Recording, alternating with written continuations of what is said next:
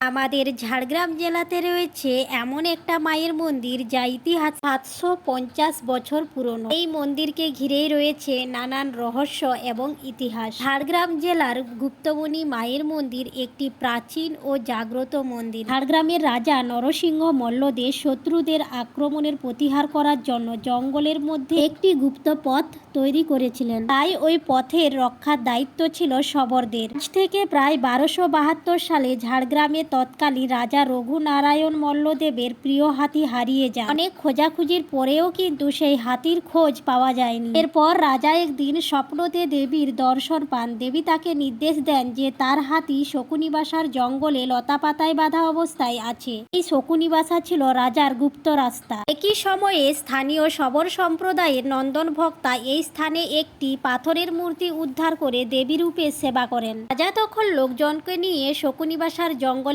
পৌঁছান এবং তারা তখন দেখেন প্রিয় হাতি লতাপাতায় অবস্থায় বাঁধা রয়েছে, কিন্তু রাজা তার প্রিয় হাতিকে উদ্ধার করতে পারেননি।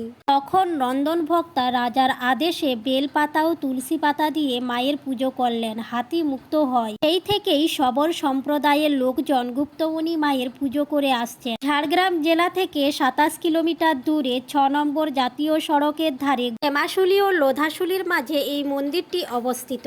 ফাইনালি কিন্তু আমরাও পৌঁছে গেছি সেই জাগ্রত মন্দিরটা, যেখানে যা চাইবে তাই পাবে। এখানে মানুষ মন থেকে ভক্তি ভরে যাই মানত করে না কেন অবশ্যই কিন্তু সেই মানত তাদের পূর্ণ হয়। তার প্রমাণ আমি তোমাদেরকে দেব এই ভিডিওতে। অবশ্যই থাকুন, দেখতে থাকুন শেষ পর্যন্ত। দেখো, প্রথমেই কিন্তু আমরা সেখানে চলে গেছি আর ভালোভাবে পা ধুয়ে আর আমরা সেই মন্দিরে লাইন দেব।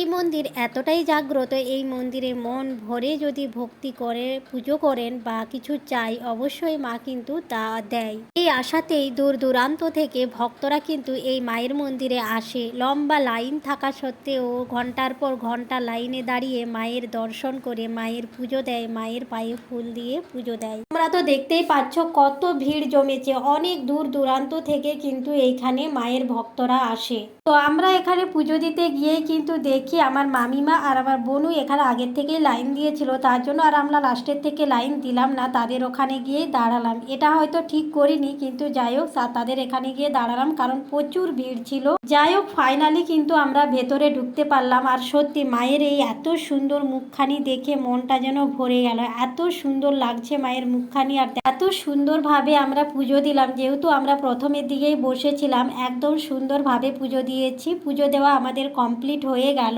তারপরেই দেখো বাইরে থেকে ভালোভাবে একটু প্রণাম করে নিলাম। আর এই সেই জায়গা যেখানে মাটির তৈরি হাতি আর ঘোড়া দিয়ে এখানে বেঁধে করে মানত করে, আর এই মানত করলে কিন্তু অনেকের আশা পূর্ণ হয়। তার প্রমাণ আমি তোমাদেরকে দেখাচ্ছি। এখানে অনেকেই হয়তো পাঁঠা বলি দেওয়ার মানত করেছে, তার জন্যই দেখো এইদিকে কত পাঁঠা নিয়ে এসেছে। এগুলো সব মায়ের নামে কিন্তু বলি দেওয়া হবে। তো তোমাদের তো চারপাশটা দেখালাম, কি সুন্দর একটা জায়গা, কি সুন্দর একটা জাগ্রত মন্দির। তোমরা যদি এই মন্দিরটাকে আসতে চাও, আমি তো ভিডিওর মধ্যে অ্যাড্রেসটা বলেই দিলাম, তোমরাও কিন্তু আসো, নিজেদের মনোবাসনা মায়ের কাছে জানাও, অবশ্যই মা পূর্ণ করবে। ভগবান যদি চায় যে তোমাকে এটা দিলে তুমি ভালো থাকবে, অবশ্যই ভগবান সেটা তোমাকে দেবে। আর এটা তোমার জন্য ভালো সেটা তোমাকে দেবে, আর যেটা তোমার জন্য ভালো নয় সেটা ঈশ্বর জানে, সেটা তোমাকে কখনোই দেবে না।